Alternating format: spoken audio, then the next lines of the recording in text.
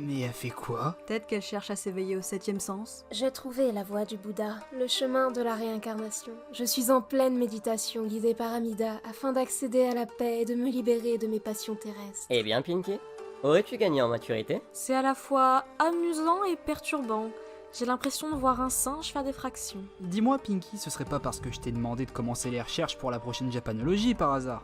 Qu'est-ce qu'une chronique sur internet après tout? Si ce n'est que l'expression terrestre des désirs mortels et des...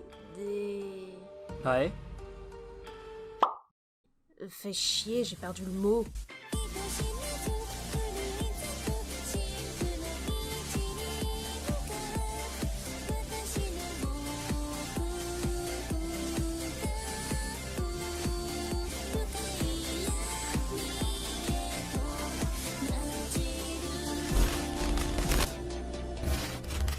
Bon, c'est là qu'on entre dans la partie de l'archéologie japonaise qui commence à ressembler à l'idée globale qu'on se fait du Japon. La plupart du temps, quand on dit Japon ancien, la première chose que cela évoque au commun des néophytes, c'est ce genre de bâtiment, ce genre de peinture ou ce type de statue. Il faut savoir que la Corée avait pas fini d'offrir l'avancée technique et culturelle au Japon. On date la première vague d'influence majeure à Yayoi, et ben si on devait penser à une sorte de deuxième vague d'influence, je pense qu'on peut alors la situer à Asuka. Tout d'abord, la période Asuka ou Asuka Jidai est la période suivant directement l'ère Kofun. On la situe chronologiquement entre le milieu du 6e siècle et 710. C'est cette date qu'on relève précisément car on est capable de dater avec exactitude le commencement de cette ère. L'avantage indéniable avec la période Asuka, c'est que les sources écrites d'époque sont beaucoup plus accessibles. C'est à cette époque-là qu'on retrouve les vraies premières traces écrites de faits historiques concrets. Ah, vous avez pas idée à quel point ça fait un bien fou. En comparaison, pour avoir des certitudes concernant les ères avant Asuka, faut déduire en fonction des vieux objets. Et au mieux, on avait des symboles sur des plaquettes en bois. C'est presque du chamanisme. T'exagères un peu, mais ouais, l'idée c'est que c'est beaucoup plus facile de confirmer les faits si les traces sont écrites, pas libres d'interprétation. Par exemple, une mauvaise odeur, c'est libre d'interprétation. Mystère, d'où vient-elle? Si c'est moi qui écris que Raspberry sent fort des dessous de bras, l'info est vérifiable et pas du tout libre d'interprétation. Et moi qui croyais qu'on allait pouvoir faire un épisode sans blague basse. Ah, le chemin vers le bon goût est sinueux. Et la tempête qui t'empêche de l'emprunter s'appelle Pinky. Bref, les traces écrites, on les doit à la noblesse, car tout le monde ne savait pas écrire à l'époque. Loin de là, tout ce qui était écriture et lecture, et plus généralement culture intellectuelle, c'était l'affaire de la cour impériale. Mais comment peut-on parler de cour impériale ? Laissez-moi revenir rapidement sur un point important. Durant l'ère Kofun, on avait déjà la preuve de l'existence de la famille impériale. Maintenant, il faut savoir que la famille impériale, c'est pas qu'une seule branche. Bon, je vais essayer de l'expliquer de la manière la plus claire possible. Au sein de la cour, il y avait la famille impériale ainsi que d'autres familles nobles gravitant autour. Ces familles nobles liaient des alliances d'intérêt avec la famille impériale, ça assurait une descendance et des conditions avantageuses aux deux parties. Dans ces familles nobles, on peut citer deux familles très importantes, les Soga et les Mononobe. Je vais vous demander très fort de ne pas faire de référence à Hachikoji Mayoi et à son amour pour les noms, et de vous concentrer sur la suite. On va passer à ce mec, l'empereur Yomei. Cet empereur donc est le 31e empereur du Japon selon l'ordre de succession traditionnel, mais aussi selon Wikipédia. Mais également, il est un fils de femme Soga, et ça va être important. À cette époque, la Chine et la Corée envoient des émissaires diffuser de nouvelles avancées culturelles au Japon, et parmi ces avancées, on retrouve une nouvelle religion, à savoir le bouddhisme. Parmi la lignée impériale, on retrouve donc l'empereur Yomei, et même s'il n'a pas gouverné longtemps, il a entrepris deux actions majeures avant de mourir. Premièrement, il était enclin à laisser le bouddhisme se diffuser à la cour, ce qui n'était pas du goût de tout le monde, et deuxièmement, il a eu de nombreux descendants directs. Maintenant, le souci, comme évoqué plus tôt, c'est que le bouddhisme, il y avait les gens qui soutenaient son expansion d'un côté, et de l'autre, il y avait ceux qui étaient pas trop chauds pour que de nouvelles déités prennent place sur la terre des dieux, si vous voulez. D'un côté, on avait les Soga pro-bouddhisme, et de l'autre, les Mononobe pro-shinto. À la mort de l'empereur Yomei, la question était donc celle de la succession, et c'était pas de la rigolade, parce qu'il s'agissait de savoir qui allait monter sur le trône, un partisan du bouddhisme ou un conservateur shintoïste. C'est là qu'on rentre dans la partie Game of Thrones de l'histoire. Si on suit la ligne de succession, c'est le premier héritier de Yomei, Shotoku, qui aurait dû succéder, et lui c'était un pro-bouddhisme. Maintenant, les Mononobe, ils ont pris la chose comme ça. J'ai pas bien compris en quoi c'était mon problème. Après la mort de Yomei, le but pour les Mononobe était de placer un jeune prince anti-bouddhiste sur le trône. C'est pour ça que Mononobe no Moriya, la plus haute figure pro-shintoïste de l'époque, a commencé à jouer d'influence pour écarter Soga no Umako, qui était au contraire la plus haute autorité pro-bouddhiste de l'époque. Chacun avait un prince qu'il souhaitait placer sur le trône, et la lutte d'influence finit vite par dégénérer en une lutte armée pour la succession. C'est à ce moment précis que ça commence à devenir la foire à la saucisse. Les Mononobe brûlent des édifices bouddhiques et jettent les représentations de Bouddha importées de Corée, qui n'ont pas duré très longtemps du coup. De si belles pièces d'architecture, de si précieuses peintures. Mais quel gâchis! Mais ouais, bah ça me fait chialer quoi, alors que ça aurait pu se garder pour la postérité, être exposé, puis dérobé. Pardon? Quoi? Maintenant, vous aimeriez savoir comment tout ça s'est fini, pas vrai? Eh ben en 587, aux abords du mont Shigi, se tient donc la bataille dite de Shigi-san, qui a opposé les troupes de Soga no Umako à celles de Mononobe no Moriya. C'est une bataille qu'ont remporté les Soga, Mononobe no Moriya y est mort, ainsi que le prince qu'il voulait placer sur le trône. C'est donc une victoire des pro-bouddhistes. Victoire des pro-bouddhistes. C'est donc comme ça que le prince choisi par Soga no Umako, Shotoku Taishi, devint régent de l'impératrice Suiko, la sœur de Yomei, et l'assista dans son règne.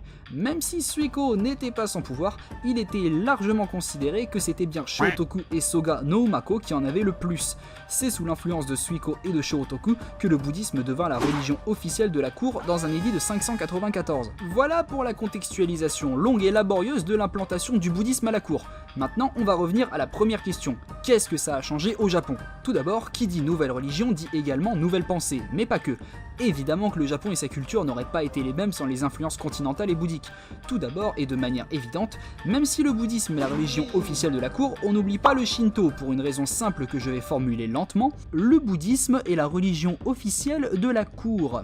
Oh, j'ai rien compris. Moi, j'ai juste envie d'un smoothie. Pour faire simple, le bouddhisme était une religion réservée à l'élite de la cour impériale. Précisément, les paysans n'ont pas eu à se tourner vers de nouveaux dieux vu qu'on ne leur a même jamais laissé l'opportunité d'être mis face à un choix. Ils n'ont jamais rien connu d'autre que les kami, et certaines autres familles nobles restaient pro-shinto, donc le shinto ne s'est pas perdu. Maintenant, le bouddhisme, c'est devenu une religion étudiée et ancrée dans la culture. Par exemple, Shotoku est réputé pour avoir écrit un commentaire sur le Sutra du Lotus de la loi merveilleuse. J'ai jamais vu un patronyme aussi pompeux depuis la demande écrite de Pinky d'être appelée la digne et grande princesse des temps passés et futurs. Ce qu'on retient, c'est que le bouddhisme devient un matériau d'étude et de réflexion, tout un aspect philosophique et moral. Shotoku s'est également vu attribuer la rédaction de la Constitution en 17 articles. Ce texte est un code de conduite des hautes sphères de la noblesse, mais également un prêche des devoirs de chaque homme. Tout un code de conduite dicté selon les valeurs et principes du bouddhisme. Le bouddhisme, c'est également une mode architecturale. Par exemple, quand je dis temple japonais ancien, vous pensez à ça. Ce modèle, c'est celui des premiers temples bouddhistes. Je vous présente le Horyuji, un temple situé à Ikaruga et dont le premier bâtiment a été construit en 607 par Suiko et Shotoku, conformément à la volonté de Yomei quand il était mourant. Mais là, vous vous dites sûrement que putain, de 607 à 2020, ça fait quand même longtemps pour un temple principalement bâti en bois.